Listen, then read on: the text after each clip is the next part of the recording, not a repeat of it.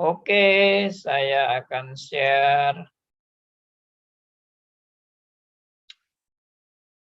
kehendak bebas dan tanggung jawab manusia. Oke.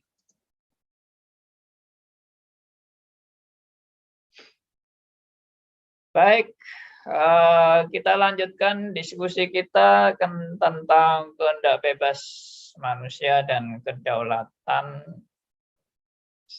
penetapan Allah. Ya, kita yang lalu sudah membahas ya, apakah semua hal yang terjadi ada dalam kedaulatan Allah, termasuk kejatuhan manusia dalam dosa. Dan apakah ada hal yang bisa terjadi di luar kedaulatan Allah? Jawabannya ya udah pasti nggak ada yang bisa terjadi di luar kedaulatan Allah. Nggak ada peristiwa yang bisa terjadi di luar penetapan Allah. Kalau itu bisa terjadi, itu namanya, yang pasti sih itu namanya Allah kebobolan ya. Kalau ada hal yang bisa terjadi di luar rencana Allah atau penetapan Allah atau kedaulatan Allah. Ya, rencana Allah, kedaulatan Allah, penetapan Allah itu sudah paten itu, nggak bisa ditawar. Bagaimana Allah yang punya rencana, tahu-tahu ada rencana lain di luar rencana Allah. Berarti kan bisa beberapa risiko kan yang terjadi kalau ada suatu hal yang terjadi yang di luar rencana Allah. Berarti ada beberapa konsekuensinya kalau itu terjadi. Konsekuensinya apa? Ya berarti rencana Allah tidak sempurna. Ya, berarti ada yang Allah tidak tahu, tahu-tahu terjadi, alias kebobolan. Berarti ada kuasa lain yang bisa lebih berkuasa dari kuasa Allah, sehingga Allah kalah dengan kuasa lain.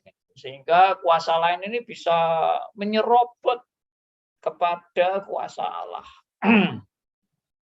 Ya, penetapan Allah itu bisa dibobol ya, kebobolan. Atau bisa Allah itu kalah pinter ya, kalah lihai begitu, sehingga Allah kurang waspada atau Allah kurang berhati-hati, sehingga ya itu tadi, rancangannya bisa salah, rancangannya tidak sempurna. Ya, jadi itu risiko atau konsekuensi dari kalau kita bilang itu di luar rencana Allah. Rencana Allah yang sempurna itu ternyata bisa dirusak. Bisa kacau rencana Allah itu. Nah, menunjukkan apa itu? Ya, menunjukkan Allah kita tidak sempurna berarti. Kalau bisa dikacau, bisa dirusak, bisa dibobol, bisa terjadi di luar perhitungan Allah, atau rancangannya tidak sempurna. Jadi gagal produk lah. Kalau istilah modernnya kan gitu, gagal produk. Apakah Allah bisa seperti itu?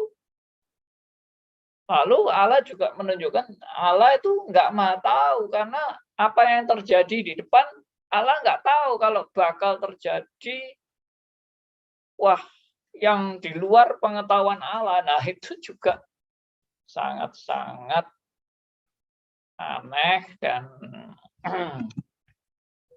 ya sesuatu yang pasti konsekuensinya berat sekali itu. Kalau itu di luar rencana Allah, berarti kesimpulannya bisa begini, kesimpulannya bisa Allah itu ya sudah bukan Allah lagi kalau kalah dengan kuasa lain. Allah juga bukan Allah lagi kalau ternyata rancangannya tidak sempurna. Bisa salah. Allah bisa salah. Ya itu bukan Allah kan kalau Allah bisa salah.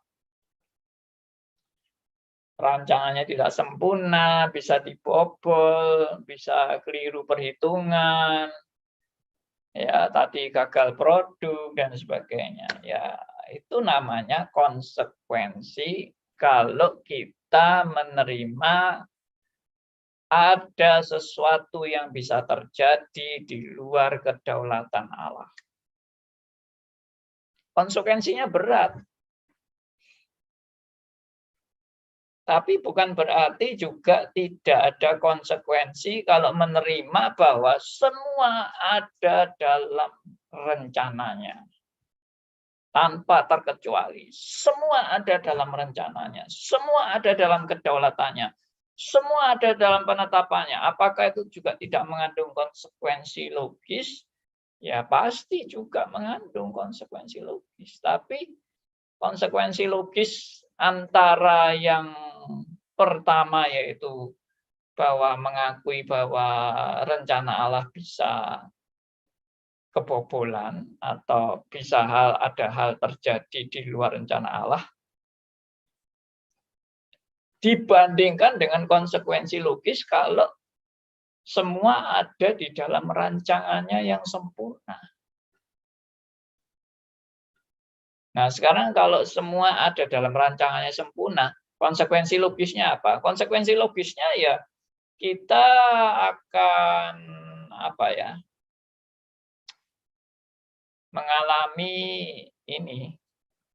Mengalami kesulitan di dalam menjawab. Misalnya Allah menetapkan dosa. Loh, kok Allah kok bisa menetapkan dosa itu? Bagaimana itu? Itu sesuatu yang tidak mungkin bagi Allah yang Maha Suci kok bisa menetapkan dosa. Nah, itu yang seringkali dipertanyakan memang. Kenapa Allah yang Maha Suci bisa menetapkan dosa? Ya. Lalu kalau kejahatan ada di dalam rencana Allah, loh Allah itu kok bisa ya bisa memasukkan rencana jahat di dalam rencananya yang dimana Allah itu terkenal dengan kasih, penuh dengan kebenaran, kok bisa menelusupkan kejahatan dalam rencananya. Oh, itu mestinya enggak mungkin, itu tidak mungkin. Ya, itu beberapa pertanyaan-pertanyaan yang seringkali muncul kan. Kalau tadi kan, kalau yang pertama kan Allah itu bisa kebobolan, Allah rencananya bisa salah, Allah tidak sempurna dalam rencananya, Allah kalah pinter, ya toh, Allah tidak maha tahu dan sebagainya dan sebagainya. Nah, kalau ini Allah yang begitu baik kok bisa memberikan rencananya atau memasukkan rencananya yang jahat. Ya. Kok bisa ada dosa di dalam penetapan Allah? Nah, itu kesulitannya. Tapi sekarang kita bandingkan kesulitan yang pertama tadi dan kesulitan yang kedua, lebih mengandung konsekuensi yang lebih berat yang mana?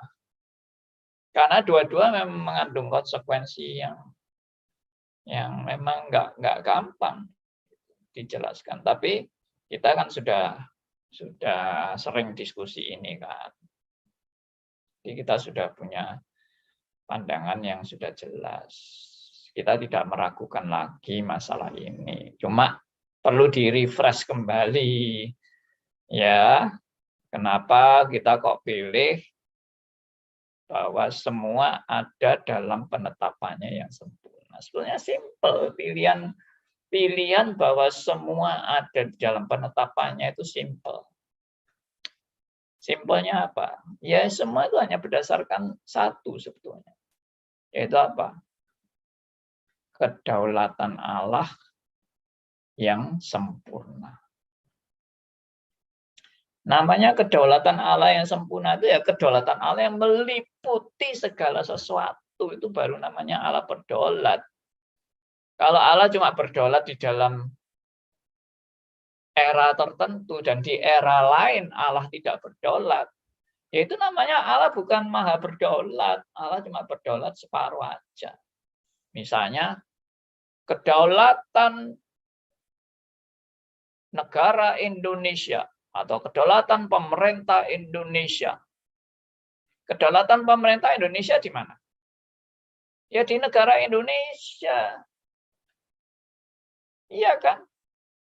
Masa kedaulatan negara Indonesia atau pemerintah Indonesia kedaulatannya ada di Amerika? Ya enggak ada. Di Amerika punya kedaulatan sendiri. Berarti kesimpulannya apa? Indonesia ya tidak maha berdaulat. Berdaulatnya hanya di negara sendiri dan itu memang hukum negara, antar negara juga gitu. Semua negara berdaulat atas negaranya sendiri. Tidak berdaulat atas negara orang lain. Kecuali dalam kuasa penjajahan, nah itu lain lagi. Ya kan?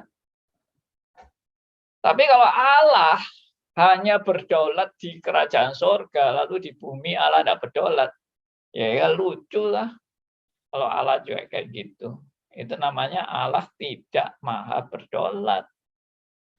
Kalau saudara sudah mengakui Allah maha berdaulat dan kedaulatannya sempurna, tidak ada satu inci pun di mana Allah tidak berdaulat. Tidak ada satu mikrodetik pun di mana Allah tidak berdaulat. Tidak ada. Di semua era, semua space, ya, semua ruang dan waktu, Allah berdaulat 100%.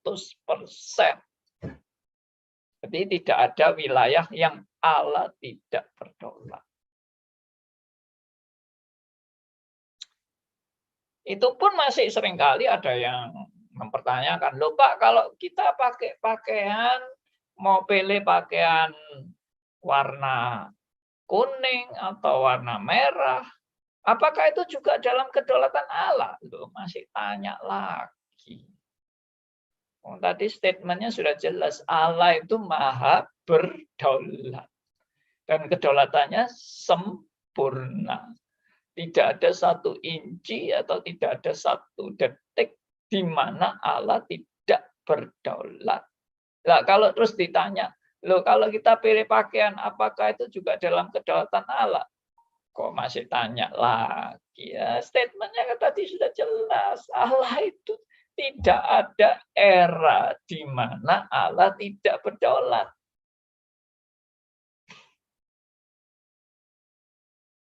Lalu selalu pertanyaannya akan muncul lagi bolak-balik pertanyaannya itu sama terus misalnya, loh kalau gitu kita kan jadi robot. Semua dalam penetapannya, semua dalam rencananya, semua dalam kedaulatannya. Lah kita jadi robot. Bolak-balik tanya itu lagi. Jawabannya juga sudah jelas. Tidak. Saudara dan saya tidak pernah diciptakan untuk jadi robot. Saudara ini diciptakan juga punya pikiran, punya pertimbangan, punya keputusan, punya kehendak. Ya itulah Anda. Anda itu punya pikiran, punya pertimbangan, punya keputusan. Karena Anda bukan robot. Kalau robot tidak punya pikiran sendiri karena sudah diprogram. Ya. Robot tidak punya pertimbangan sendiri karena semua sudah diprogram, tergantung programnya bagaimana, ya jalurnya bagaimana. Nah, itu. Ya, sedangkan kita itu macam-macam pertimbangan kita dan pikiran kita juga macam-macam dan sebagainya. Tapi dari semua pikiran Anda, dari semua pertimbangan Anda, dari semua keputusan Anda, semuanya ada dalam kedaulatan rencana Allah yang sempurna. Itu sudah. Pusing ya Pak ya. Ya, enggak usah pusing, diterima saja. Kebenaran itu memang diajarkan Alkitab, bahwa Allah berdaulat atas segala sesuatu, bahkan burung di udara pun tidak akan jatuh di luar kehendak Bapa. Rambut di kepalamu pun sudah terhitung semua. Undi dibuang di pangkuan dan hasilnya sudah ada dalam ketetapan Allah. Itu semua Alkitab. Jadi jelas semua dalam ketetapan Allah, tapi tetap manusia bukan robot. Tapi manusia yang bukan robot ini adalah manusia yang tetap bergantung mutlak kepada Allah. Bergantung mutlak kepada pemeliharaannya. Ya. Bergantung mutlak pada topangannya. Kalau Allah tidak menopang, Allah tidak memelihara, ya, Allah tidak memberikan anugerahnya, ya sudah habislah Anda dan saya. Jadi meskipun kita bukan robot, kita tetap mutlak bergantung kepada Allah yang Maha Kuasa. Allah yang berdaulat. Yaitu kebenaran-kebenaran yang sudah mau tidak mau harus saudara dan saya menerima. Saudara mau tidak menerima kayak apa? Saudara ini memang ciptaan loh. Ciptaan mau nggak terima kepada pencipta. Ya siapa Anda? Anda ini apa punya andil waktu Allah mencipta? Anda ada hadir juga atau punya saham waktu Allah mencipta? Punya sumbangsih waktu Allah mencipta. Anda hadir di sana, Anda ikut runding berembuk, usul saran tentang penciptaan. Ya lucu ya. Manusia ini yang ya apa ini? Ciptaan ini loh gayanya kayak oh, aku ini bisa memberi nasihat sama Tuhan. Salah Tuhan, penciptaanmu itu salah. Rancanganmu itu enggak benar. Emangnya lu lebih pintar dari Allah? Ya. Oke, jadi semua ini brainstorming kembali ya tentang Allah yang berdaulat, Allah yang berkuasa, yang keputusannya yang sudah sempurna dan tidak ada hal yang bisa terjadi di luar kedaulatan dan rancangannya yang sempurna. Nah, lalu mengenai pertanyaan, wah bagaimana Pak dengan adanya kejahatan, pembunuhan, pemerkosaan, semua itu sudah saya bahas ya di diskusi-diskusi, terutama di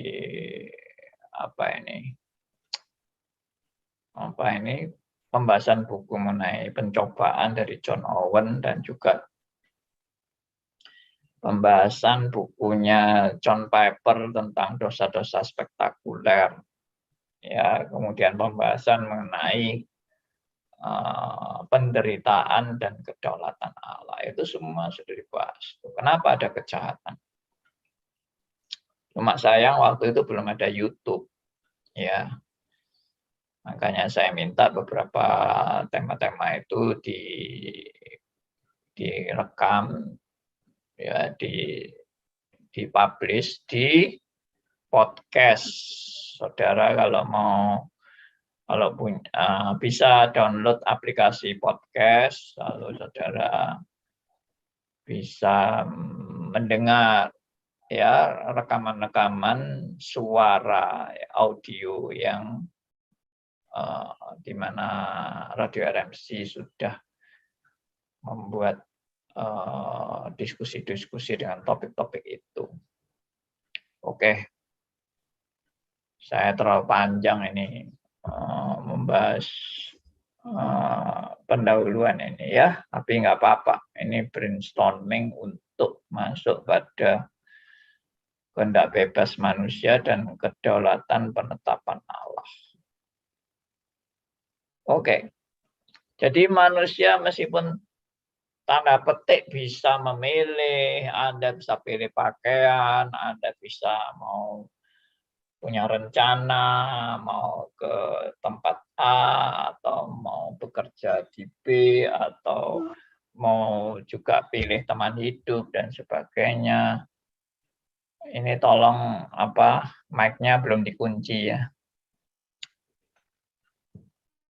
Tolong host bisa mengunci mic-nya.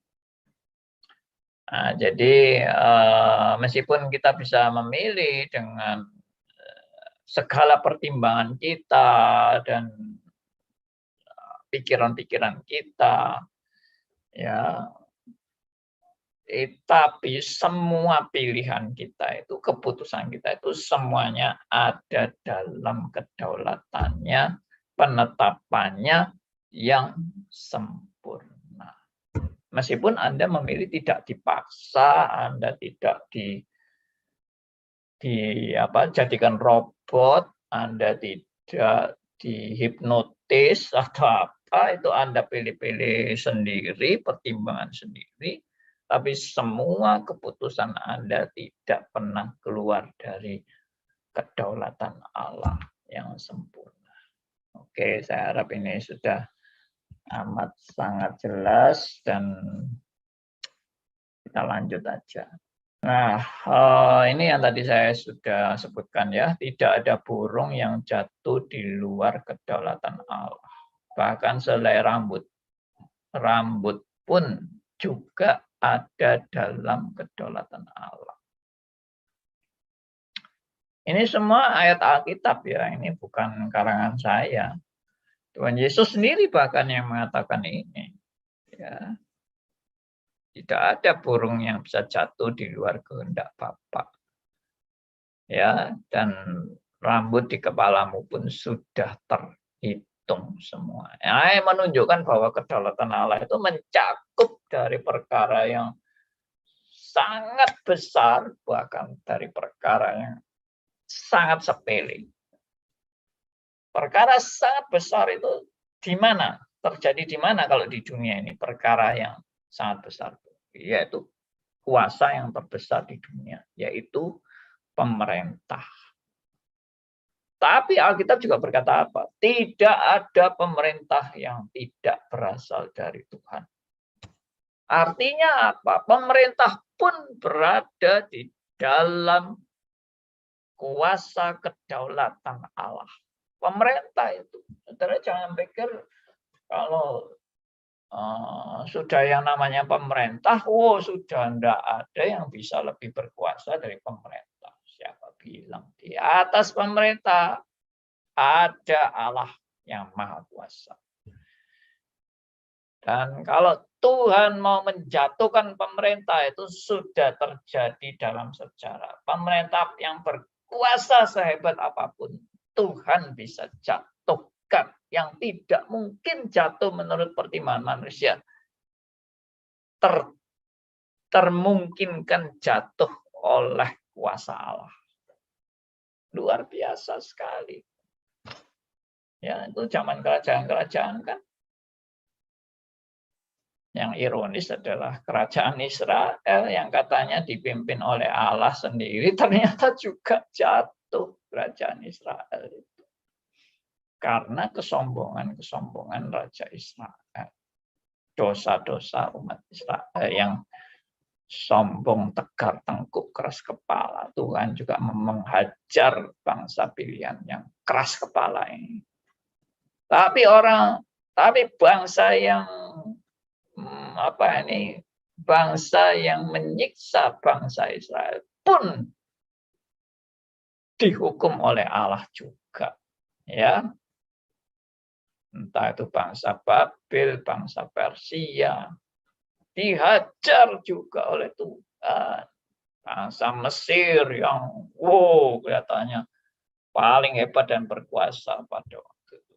Ternyata kerajaan Mesir juga hancur. Ya, Roma, kerajaan Roma. Kelihatannya paling hebat zaman Tuhan Yesus. Ternyata kerajaan Roma juga hancur. Itu menunjukkan kedaulatan bukan di tangan negara. Kedaulatan di tangan Allah. Luar biasa kan? Dari puncak pemimpin yang tertinggi sampai keadaan yang paling sepele, yaitu burung di udara, pun tidak akan jatuh di luar kehendak Bapa. Udah, mau ragu-ragu apa lagi tentang kedaulatan Allah? Tidak bisa. Jadi kehendak bebas manusia ini itu pun ada di dalam penetapan dan kedaulatan Allah. Jadi kehendak bebas manusia itu sebebas apa? Kita sudah bahas semua tentang kehendak bebas. Sebenarnya tidak pernah ada kehendak bebas. Dan sekarang apalagi diperhadapkan dengan kedaulatan dan penetapan Allah, ya sudah. Biarpun Anda kelihatannya bebas, tapi Anda sudah dalam penetapan Allah. Semuanya dalam kedaulatan Allah. Itu. Loh, orang kan seringkali dengar kayak gini itu kan nggak senang kan. Waduh, semua sudah ditetapkan. Waduh, nggak enak. Waduh, kita nggak bebas. Waduh, semua sudah digariskan. Jadi di manalah letak kebebasan kita? Kita sudah tidak punya kebebasan lagi. Semua sudah di dalam penetapan Allah. Itu orang yang juga nggak paham. Ngomong kayak gitu, itu orang yang nggak paham. Nggak paham apa? Nggak paham kalau berada di dalam kedaulatan dan rancangan dan penetapan Allah, justru itu yang memang seharusnya. Bagaimana kalau dunia ini apa yang akan terjadi tergantung bukan di tangan Allah, tergantung di tangan Anda dan saya. Apa yang akan terjadi di dunia ini? Kalau semua bergantung kepada ciptaan yang tidak sempurna ini. Apa yang terjadi? Ya kan? Saudara sudah bisa menjawab. Kalau seluruh alam semesta bergantung kepada manusia yang banyak kelemahan dan kekurangan ini, ya enggak usah ngomong alam semesta lah. Kalau seluruh dunia ini, ya, atau seluruh sejarah manusia bergantung kepada manusia yang berdosa dan tidak sempurna, dan manusia yang penuh dengan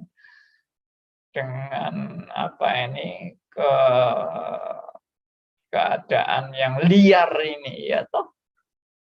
Seandainya dunia ini dan sejarahnya manusianya dikuasai oleh keliaran manusia.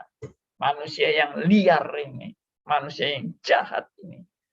Apa yang akan terjadi dalam sejarah manusia? Nah, sekarang saudara silakan pilih aja. Saudara lebih suka dunia dalam sejarahnya ini di tangan Allah atau dunia dalam sejarahnya ini di tangan manusia? Saudara lebih suka yang mana? Simple toh. Pilihannya kan simple. Saudara lebih suka nasib dunia di tangan manusia atau nasib dunia di tangan Allah? Itu aja kalau orang berpikiran sehat. dan menyadari bahwa manusia itu cuma ciptaan dan Allah itu pencipta yang maha agung dan mulia dan sangat tak terbatas kuasanya. Ya kalau disuruh milih, Anda mau lebih percaya dunia di tangan manusia atau dunia di tangan Allah? Sudahlah. Manusia normal aja masih bisa mikir yang sehat. Masa jadi orang Kristen malah mikirnya nggak sehat. Kepingin kita tidak mau di dalam penetapan Allah. Kita maunya semuanya saya yang menentukan. Jangan Allah yang menentukan. Mau jadi apa kalau Anda semua yang menentukan? Itu. Dan kalau kita sudah percaya semua Allah yang menentukan, kita juga tidak usah meragukan kebenaran itu. Maksudnya meragukan itu, ya kalau semua berada di dalam tangan keputusan Allah yang maha sempurna, ya sudah percayalah itu yang terbaik. Itu yang the best. Ya apa Anda mau di tangan iblis? Ya memang ada beberapa pilihan kan. Anda mau milih mana? Mau di tangan Allah, di tangan setan, atau di tangan manusia, atau di tangan binatang. Mau pilih yang mana? Hah? Coba Anda silakan pilih.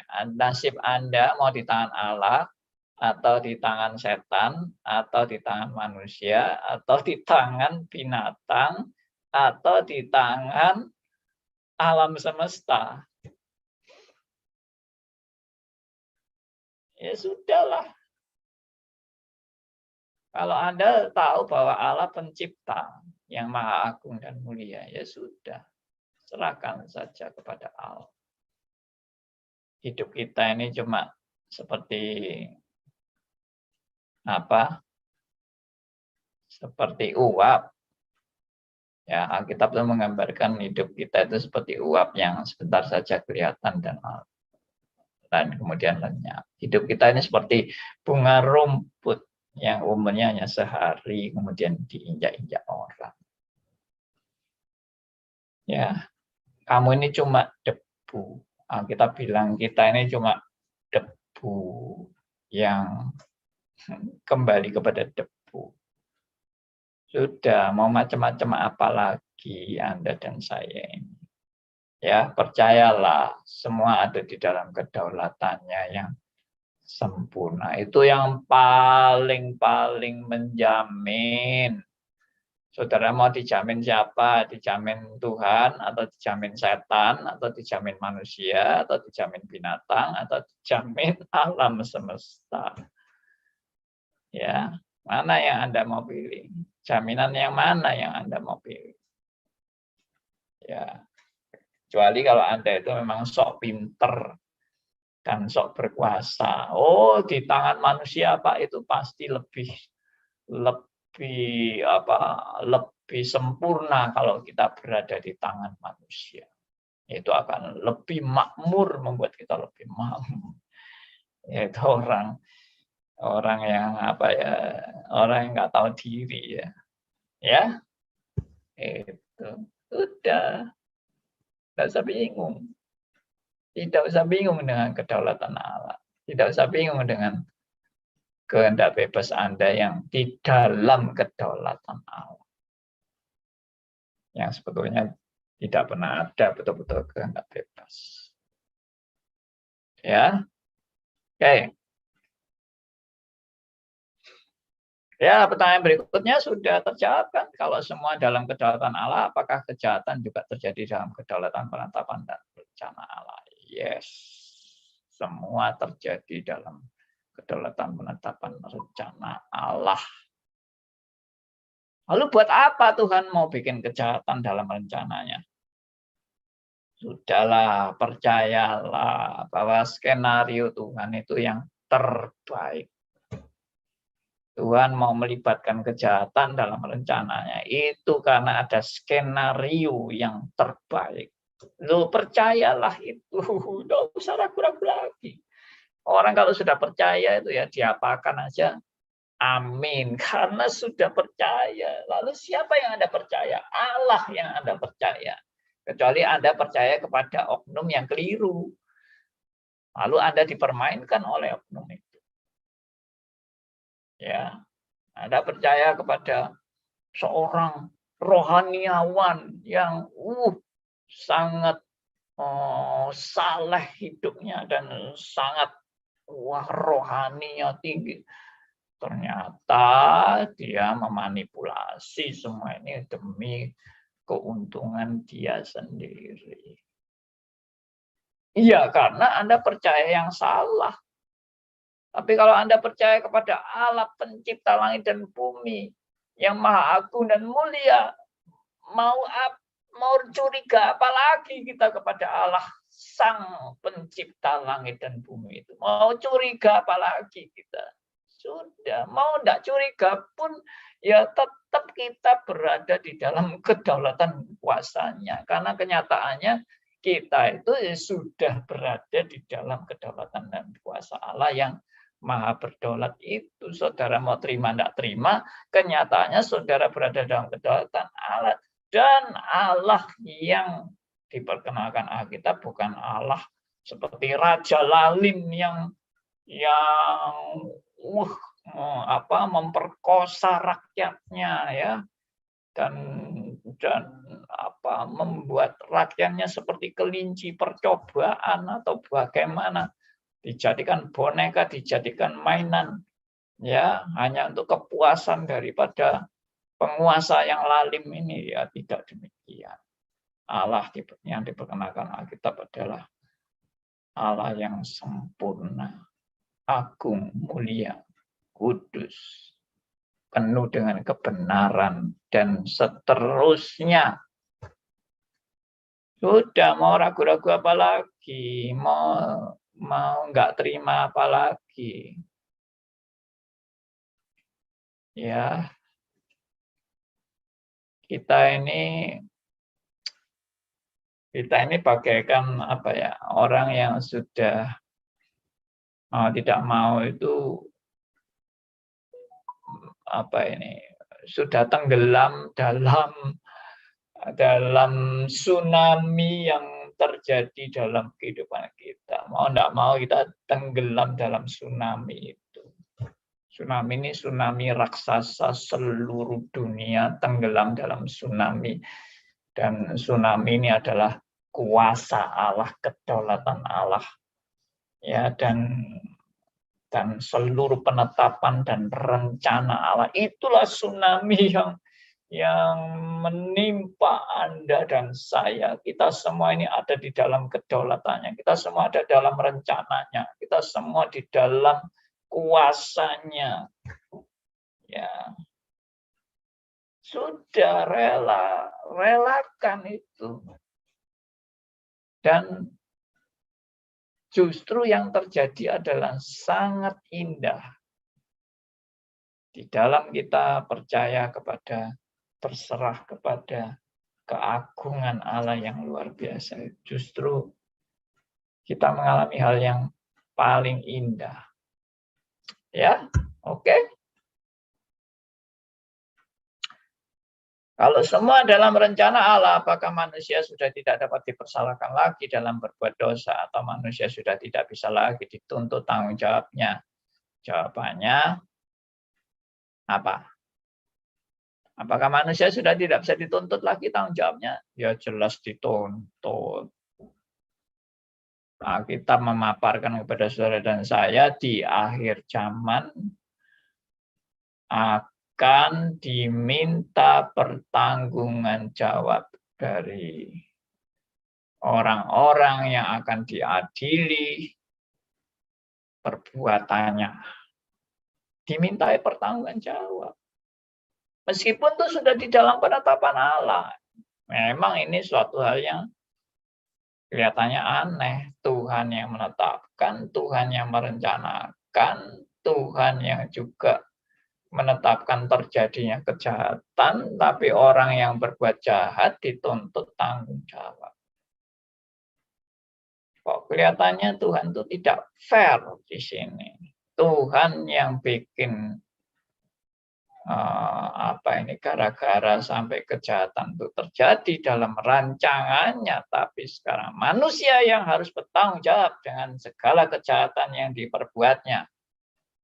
Yaitu hukumnya memang sudah begitu. Itu hukumnya, yaitu siapa yang berbuat, siapa yang bertanggung jawab. Loh, kok enggak Allah yang bertanggung jawab? Ya memang bukan Allah yang berbuat kejahatan. Nah, ini yang kita juga harus jeli ya, bahwa kejahatan itu di dalam penetapan Allah, tapi bukan Allah yang berbuat jahat. Itu yang kita harus jeli. Jangan menyamakan dengan Allah menetapkan kejahatan dengan Allah berbuat kejahatan. Allah hanya menetapkan itu terjadi, tapi yang berbuat itu adalah malaikat yang memberontak dan manusia yang juga mengikuti jejak si jahat atau iblis. Jadi harus bertanggung jawab karena kamu mengikuti jejak si iblis ini. Kamu harus bertanggung jawab. Kamu yang berbuat jahat. Kamu yang bertindak. Kamu yang harus menanggung akibat tindakan atau perbuatanmu itu. Meskipun itu ada di dalam penetapan Allah. Tapi manusia yang bertindak, melakukan, termasuk malaikat yang memberontak kepada Allah, itu harus menanggung hukuman akibat pemberontakan.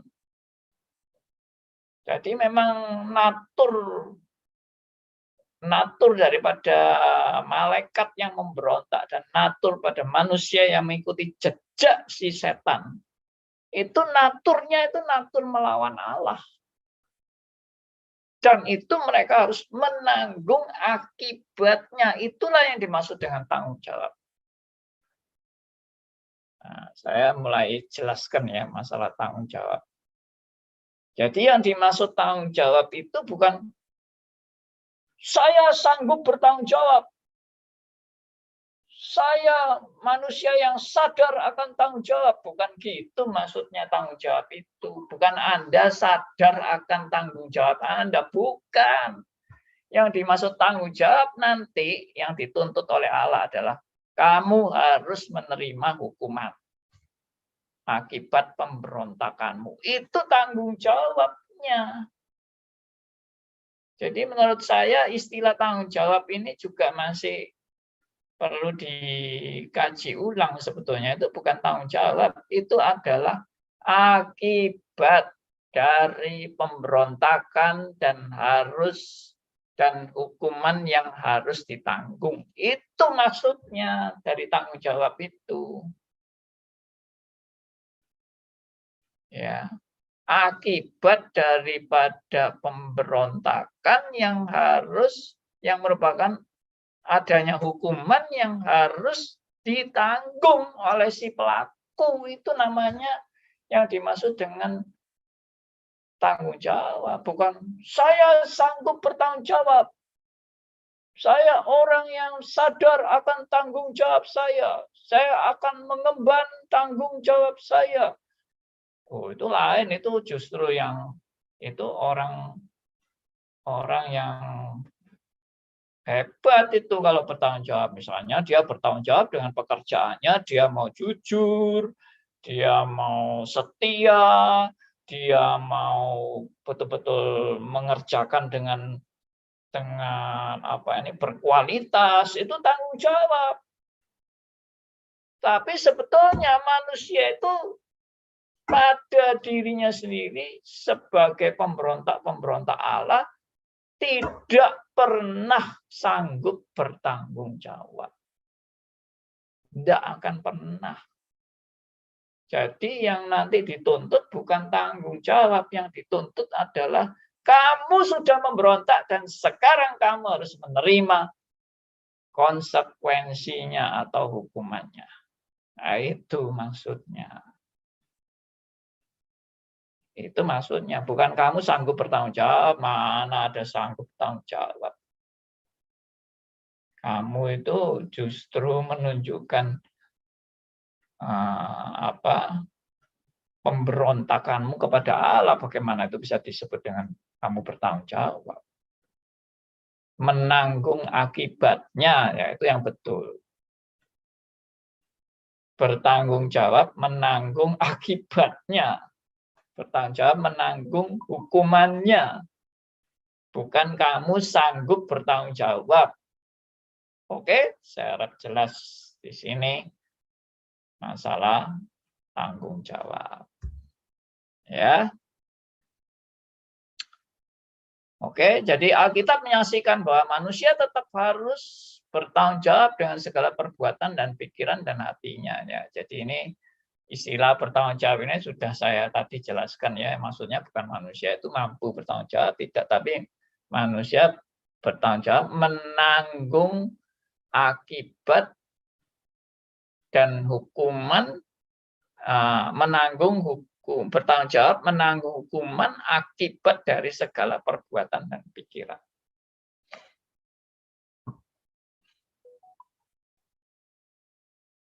Ya sudah. Itu yang manusia perlu menanggung.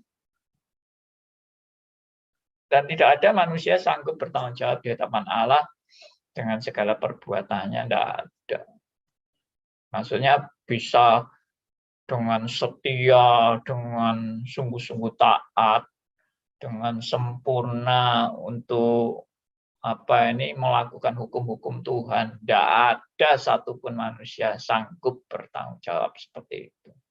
Tidak ada. Semua manusia ini sudah pemberontak. Ya. Dan dari orang-orang yang harus bertanggung jawab, ada orang-orang yang diberi Tuhan anugerah keselamatan. Nah, itu namanya only by His grace. Hanya karena anugerahnya.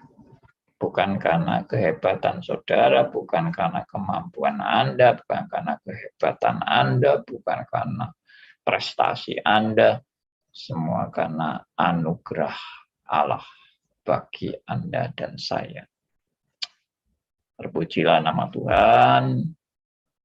Kita boleh memahami kebenaran ini.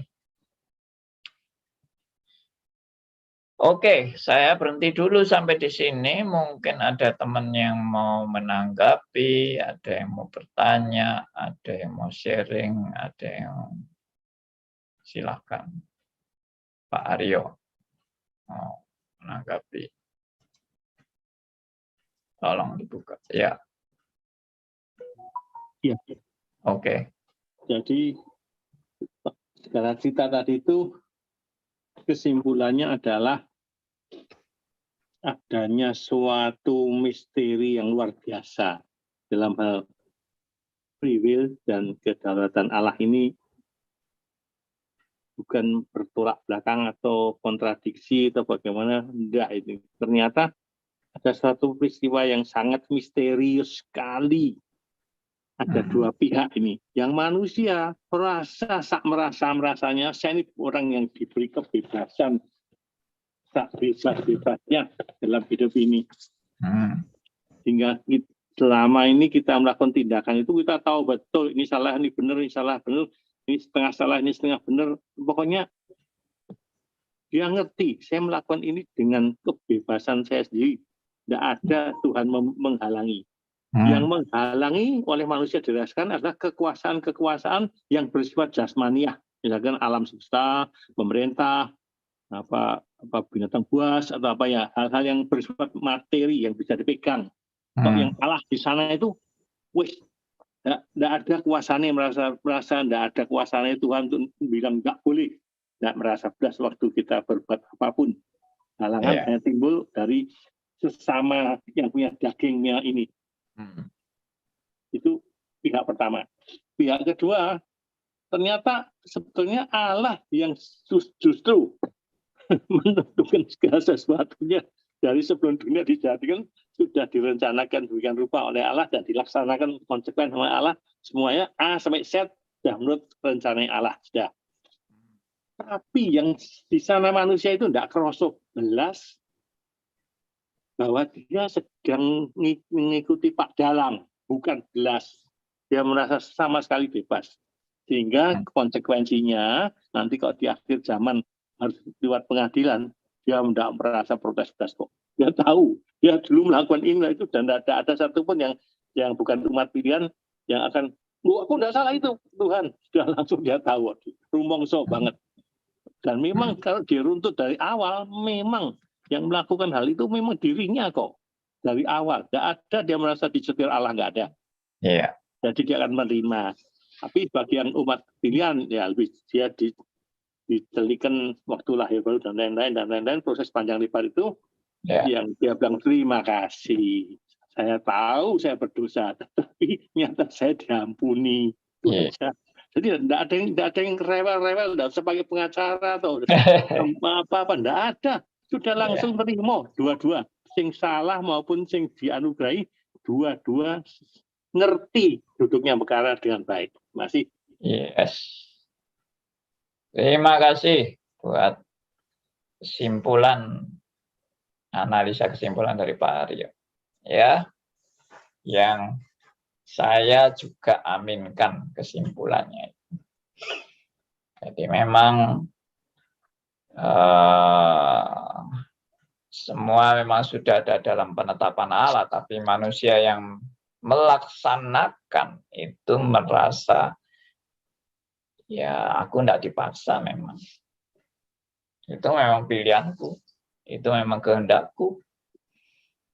Dan konsekuensi logis harus diterima. Jadi begini ya, nanti di akhir zaman itu kita semua dicelikkan, disadarkan bahwa kita ini ternyata pemberontak Allah. Ya kita merasa selama ini kita baik-baik aja mungkin, tapi sebenarnya kita ini pemberontak Allah. Kalau kita disadarkan bahwa kita sekarang ini adalah pemberontak Allah, itu namanya anugerah Tuhan. Sebelum akhir zaman, Anda dan saya sudah disadarkan bahwa kita adalah pemberontak Allah. Dan kita tidak mungkin bisa diselamatkan oleh kesalahan diri kita sendiri tanpa anugerahnya.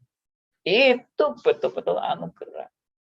Tapi nanti orang-orang yang akan binasa baru sadar bahwa mereka adalah pemberontak pada saat dihakimi. Baru sadar, selama ini yang saya lakukan ternyata begitu jahatnya di hadapan Allah. Nah, itu baru melek itu. Harus ada kan, akhirnya ya harus menerima harus menanggung akibat daripada pemberontakannya itu. Itu yang dituntut itu. Akan dituntut ya, tanggung jawab untuk menerima hukuman akibat pemberontakannya. Sekali lagi yang dimaksud tanggung jawab itu bukan orang bertanggung jawab ya, lain. Orang bertanggung jawab itu ya orang yang justru sanggup untuk melakukan segala yang dikehendaki Allah dengan sebaik-baiknya dan sesempurna-sempurnanya, tanpa cacat, tanpa kekurangan. Itu orang bertanggung jawab. Kesimpulannya apa? Tidak ada satu orang pun sanggup bertanggung jawab di hadapan Allah. Karena kita ini semua pemberontak. Makanya saudara dan saya itu diselamatkan oleh apa? Oleh anugerah, bukan oleh kemampuan Anda bisa berbuat benar di hadapan Allah. Ya, only by His grace. Ya. Oke, silakan teman lain. Kalau ada yang mau bertanya, ada yang tidak jelas, atau ada yang mau menanggapi, ya silakan.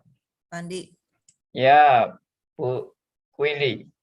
maksudnya di dalam penetapan Allah itu kita harus juga selalu mengerti, karena Pak Andi kan juga berulang-ulang kasih tahu bahwa menetapkan dosa itu Tuhan gitu.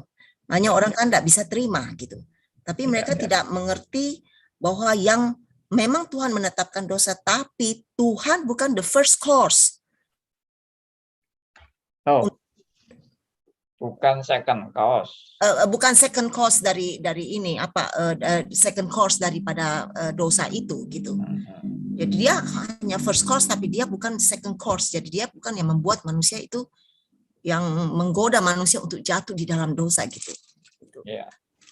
Jadi karena orang pikir, kalau selalu pandangan orang itu kalau Tuhan menetapkan dosa berarti Tuhan sengaja bikin manusia jatuh di dalam dosa gitu. Tapi yang harus diingatkan bahwa dia Tuhan memang first cause, tapi dia bukan second cause gitu. Bukan yang menjadi penyebab langsung. Ya, menyebab langsung daripada dosa itu gitu. Ya. Tapi Tuhan yang menetapkan. Iya.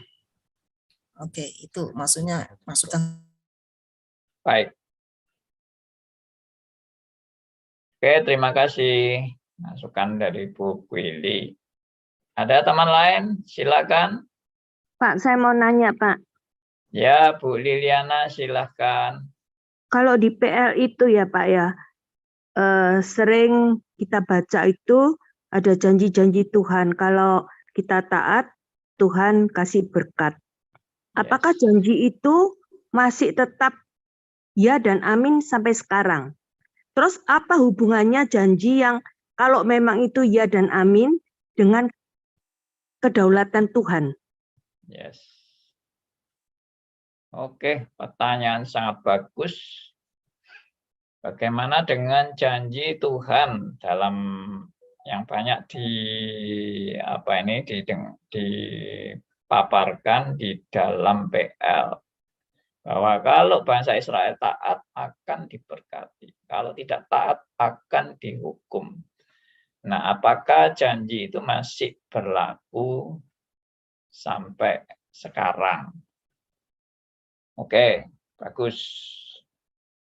Jadi seakan-akan ketaatan itu membuat hidup kita akan diberkati Tuhan dan kita akan menjadi hidup makmur dan sukses dan lain-lain. Dan apakah janji itu sampai sekarang masih berlaku? Nah, kita harus lihat kebenaran ini sesuai dengan konteksnya, ya. Konteks bangsa Israel itu konteks apa di Perjanjian Lama? Konteks bangsa Israel itu adalah konteks perjanjian Allah dengan suatu bangsa, yaitu bangsa pilihan, dan itu yang disebut dengan Israel. Maka perjanjian Allah kepada bangsa Israel ini adalah perjanjian yang secara boleh dikatakan perjanjian yang dalam arti rohani plus jasmani. Menyangkut hal rohani plus jasmani. Karena Israelnya ini Israel jasmani. Nah, ini harus diterima dengan teliti. Kalau kita tidak memahami kebenaran ini, kita akan kacau. Perjanjian Lama, Perjanjian Baru itu kacau. Jadi kenapa kok Allah itu misalnya membuat peraturan-peraturan kepada Israel itu demikian aturannya? Ya, misalnya entah harus disunat, tidak boleh makan makanan haram, tidak boleh kawin campur, ya toh. lalu tidak boleh menyembah berhala, dan sebagainya. Nah, kalau mereka melanggar itu, langsung hukumannya sangat jelas. Mereka dihajar, mereka banyak yang mati. Ya, kalau mereka juga berani kurang ajar kepada Allah, Allah juga menghajar mereka. Misalnya bosan dengan mana, ya, atau minta daging, dikasih daging apa yang mereka minta itu. Ya, burung-burung, ya, semua berjatuhan dan mereka dengan rakus makan daging burung. Akhirnya keracunan semua. Ya, itu hukuman Allah kepada bangsa Israel itu hukuman fisik. Ya, mereka kalau taat diberkati, kalau tidak taat dihukum. Kenapa? Karena perjanjian itu kepada satu bangsa yang namanya bangsa Israel, bangsa pilihan Allah, dan itu Israel secara jasmani. Kenapa Allah berbuat seperti itu? Ya karena memang Allah mau Israel itu berbeda dengan bangsa-bangsa lain. Allah mau melalui kepemimpinan Allah kepada bangsa Israel yang secara jasmani ini, bangsa-bangsa lain tahu bahwa Allah Israel itu Allah yang hidup. Allah yang tidak bisa dipermainkan oleh bangsa Israel. Allah yang punya rule, punya hukum, punya kehendak, dan tidak bisa dipermainkan oleh manusia. Nah, kalau berhala-berhala bangsa kafir kan bisa direkayasa, ya toh, bisa disogok dan sebagainya. Allah Israel itu tidak bisa disogok. Nah, itulah makanya kita lihat unik itu hubungan Allah dengan Israel di Perjanjian Lama itu, yaitu tadi kalau taat diberkati, kalau tidak taat dihukum langsung. Itu konteks Israel. Tapi kalau pertanyaannya dilanjutkan kan, nah lalu bagaimana dengan sekarang? Apakah masih berlangsung? Sekarang Israel yang namanya sekarang ini sudah bukan Israel jasmani lagi. Perjanjian Allah sekarang ini tidak kepada bangsa Israel secara jasmani. Perjanjian Allah sekarang ini kepada Israel rohani. Dan Israel rohani itu adalah bukan Israel secara jasmani, tapi Israel rohani itu adalah gerejanya. Dan gerejanya itu adalah terdiri dari orang-orang yang dipanggil keluar, eklesia, gereja yang tidak kelihatan secara rohani. Maka perjanjian Allah sekarang kepada gerejanya adalah perjanjian-perjanjian yang banyak berisi nilai-nilai rohani. Meskipun tidak berarti Tuhan tidak memberkati secara jasmani, tetapi perjanjiannya lebih mengarah kepada nilai rohani. Sudah bukan lagi kepada fisik. Ya, seperti itu arah perjanjian Allah kepada gerejanya saat ini. Nah, itu. Jadi jaminan pemeliharaan Allah kepada gerejanya saat ini adalah Tuhan memelihara gerejanya. Bagaimana Tuhan memelihara gerejanya? Apa dipelihara gedungnya? Enggak ada janji memelihara gedung, itu tidak ada. Apakah nanti kalau umat gerejanya setia, diberkati, lalu anggota gerejanya kaya-kaya, ya toh makmur, sehat-sehat, tidak sakit? Tidak ada perjanjian seperti itu. Malah yang ada adalah kamu kalau mengikut Tuhan, kamu akan menderita. Itu perjanjiannya. Mengikut Tuhan berarti sama dengan siap menanggung penderitaan. Ikut Tuhan berarti siap pikul salib, menyangkal diri, dan mengikut Dia. Mengikuti jejak sang guru agung kita. Kalau guru agung kita memberi teladan penderitaan, kita pun mengikuti jejaknya. Berani menjadi saksi bagi kebenaran. Berani menanggung risiko demi kebenaran. Nah, itulah perjanjian Allah, dan Allah selalu menyertai gerejanya. Alam maut tidak dapat menelannya. Ya, itu perjanjian Allah. Gerejanya tetap ada, tapi gereja secara rohani, bukan gereja secara fisik.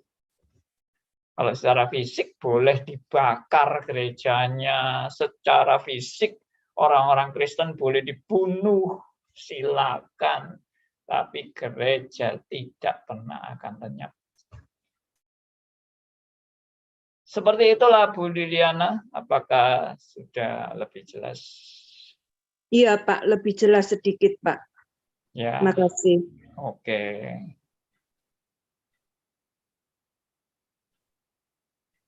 Ya, oke. Jadi kesalahan banyak gereja karismatik sekarang adalah perjanjian lama itu disamakan dengan perjanjian baru. Kalau Tuhan dulu menjanjikan siapa yang setia akan diberkati, akan makmur, akan kaya raya, akan sehat. Sekarang saudara-saudara yang taat sama Tuhan akan diberkati, akan kaya, akan makmur, akan sehat, tidak kena penyakit. Nah, itu enggak ngerti konteksnya. Itu orang itu enggak ngerti perbedaan perjanjian Allah kepada Israel secara jasmani dan perjanjian Allah kepada Israel secara rohani. Konteksnya sudah beda. Ya. Pak Andi, saya rasa ini bukan hanya di gereja karismatik, tapi satu-satunya gereja reform yang punya pengertian ini. Selain reform, pengertiannya juga hampir-hampir sama seperti yang karismatik, Pak. Gitu ya? Iya. Ya, mungkin karena nggak pernah diajari doktrin yang benar. Ya, saya melihat banyak jemaat yang ya sama lah, saya dulu juga nggak ngerti reform ya. Ya kayak gitu memang pandangannya. Ya kalau setia diberkati, ya kita nggak mungkin kena penyakit, nggak mungkin nanti kena musibah, kecelakaan apa itu pasti yang kena penyakit itu orang-orang berdosa yang nggak beres itu hidupnya itu, makanya kena penyakit.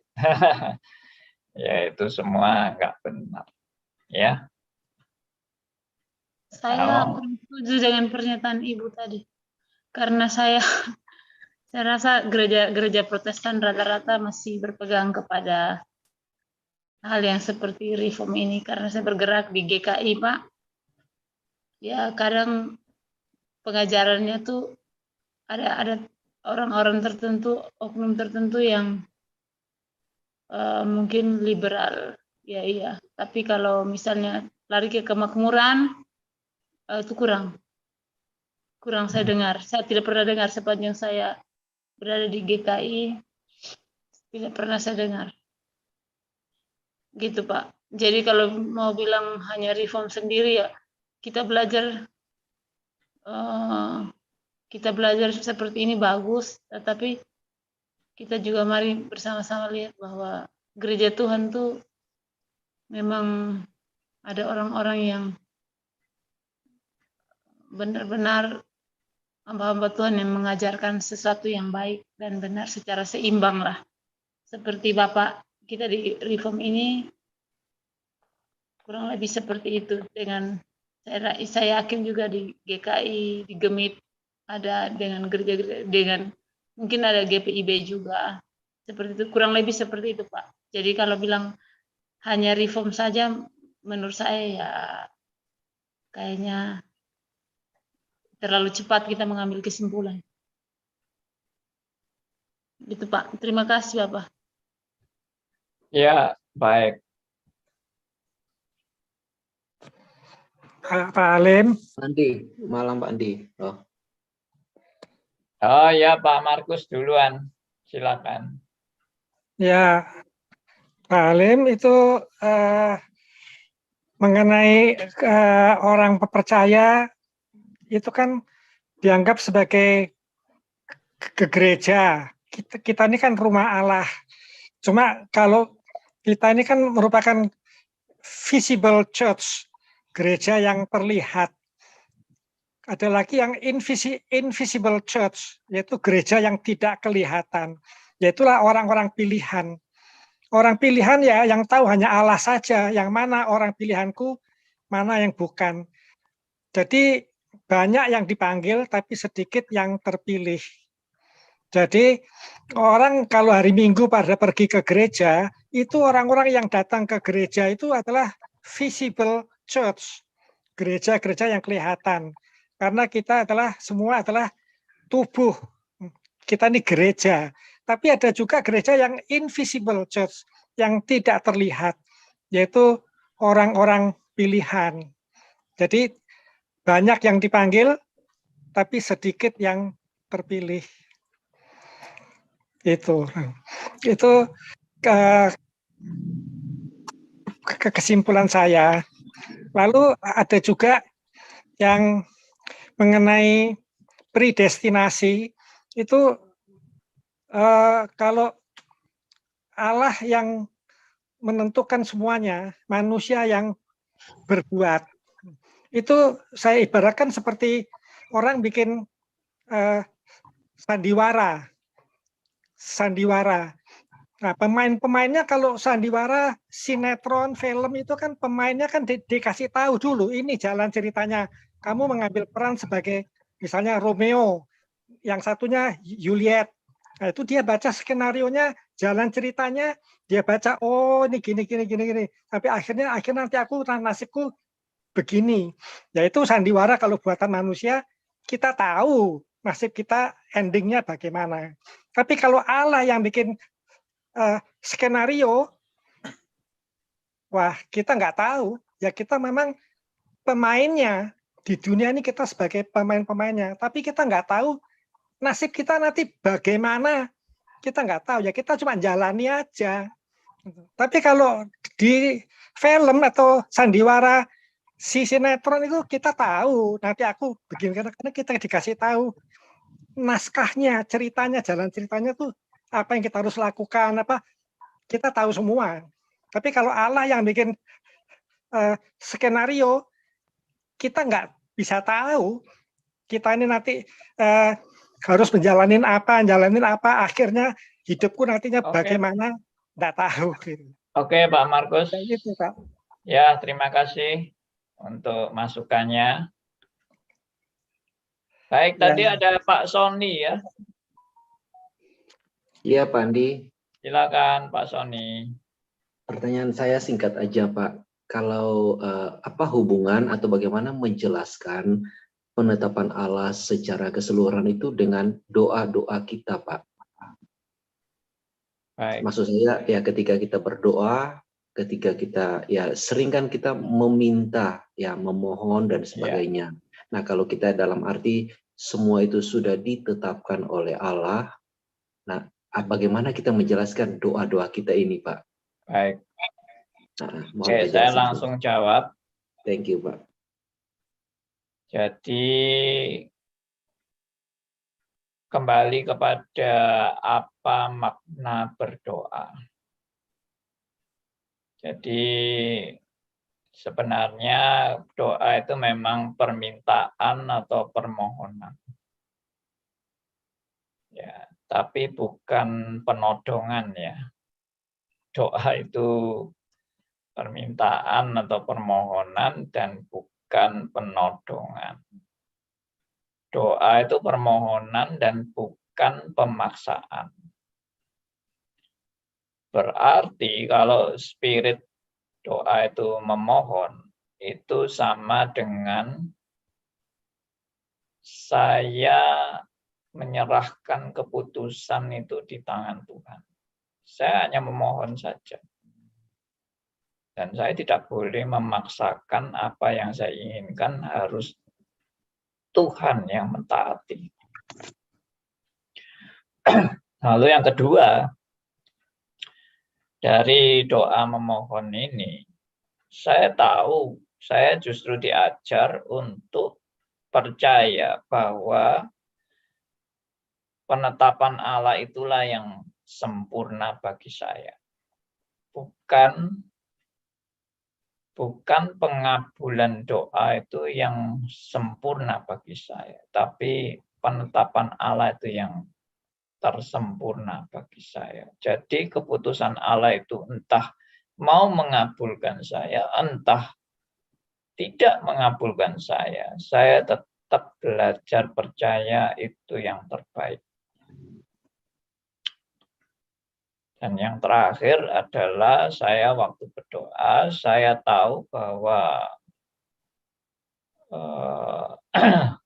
justru rencana Allah itu yang sempurna, maka saya belajar bagaimana berdoa seturut dengan kehendaknya.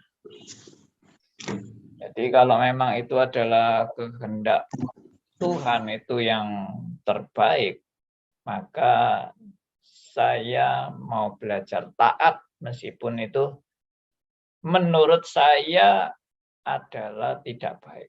Tapi saya harus percaya meskipun itu tidak baik menurut saya, tapi saya percaya itu yang terbaik menurut Allah bagi saya. Ya itulah di dalam belajar berdoa, spiritnya adalah bukan kehendakku yang jadi, tapi kehendakmu yang jadi. Dan aku percaya, aku mau belajar tunduk kepada apa yang Tuhan mau. Daripada saya memaksa Allah harus menuruti kehendak saya. Nah, itulah kebenaran di dalam berdoa, Pak Sony, supaya kita belajar menyesuaikan dengan apa yang Tuhan mau. Jadi berdoa itu adalah belajar. Belajar apa? Belajar mencari kehendak Tuhan bagi saya. Dan itulah yang saya mau belajar juga taat, saya mau belajar menerima, bahwa itulah memang yang terbaik bagi saya. Demikian Pak Sony. Bapak, bisa saya tambahkan, Pak? Saya boleh tambahkan pendapat Calvin, Pak? Silakan. Calvin dalam bukunya dia menulis berdoa adalah mempersembahkan keinginan kita kepada Tuhan, dan seperti tadi Bapak jelaskan bahwa kehendak kita tuh disesuaikan dengan kehendak Allah. Gitu, Pak. Baik. Saya tidak ingat secara persis, tapi kalimat yang saya ingat persis adalah mempersembahkan keinginan kita kepada Allah, dan kurang lebih seperti tadi Bapak bilang bahwa kita menyesuaikan diri dengan kehendak Allah. Seperti itu. Terima kasih. Ya. Oke teman, ini sudah jam 9:05. Ya, puji Tuhan, kita sudah belajar kembali tentang kedaulatan Allah dan tanggung jawab manusia. Dan biarlah kita boleh makin melihat dengan jelas bahwa semua ada di dalam rancangannya yang sempurna. Dan manusia kalau sadar sebagai ciptaan Allah, justru kita bersyukur kita boleh di dalam kedaulatan Allah. Kita boleh bersyukur bahwa kita berada di tangan Allah yang Maha Kuasa. Kita boleh bersyukur bahwa kita di dalam pemeliharaannya yang sempurna. Nah, itu semua adalah juga anugerah Tuhan yang terus menyertai kita dan memelihara kita dan tidak pernah meninggalkan kita. Demikian teman-teman, kita akan lanjutkan pembahasan kita ya minggu depan. Nampaknya ini sudah mendekati final diskusi kita tentang kebebasan dan tanggung jawab manusia, tapi minggu depan masih kita bahas ya, dan biarlah ini juga boleh menjadi berkat bagi kita semua. Kita akan tutup dalam doa. Ya, saya minta yang menutup doa adalah Bapak Martin. Bapak Martin masih standby. Iya, Pak. Silakan pimpin doa buat kita semua. Teman-teman sekalian, mari kita bersama-sama bersatu hati kita masuk dalam doa. Ya Allah Bapa, saat ini betapa kami mengucap syukur dan berterima kasih atas pemeliharaan-Mu dan terlebih kesempatan kami untuk terus-menerus hidup kami untuk mendengarkan firman-Mu. Ya Bapa di surga, biarkanlah setiap hari dari waktu ke waktu kami semakin hari semakin mengerti akan kehendak-Mu di dalam hidup kami, dan terlebih ya Bapa, hidup kami benar-benar bisa mengenal Engkau dengan lebih baik. Ya Bapak di surga, biarkanlah setiap pengajaran-pengajaran yang sudah kami dengar, benar-benar kami pahami, kami mengerti, dan kami aplikasikan dalam seluruh kehidupan kami. Ya Bapak di surga, terus-menerus Engkau pelihara kami. Bapak, kami serahkan hidup kami, dan benar-benar kami serahkan seluruh kehendak kami. Bapak di surga, pada malam hari ini kami bersyukur dan terima kasih. Sekali lagi Engkau telah memberikan satu pengertian-pengertian kami yang baru kembali.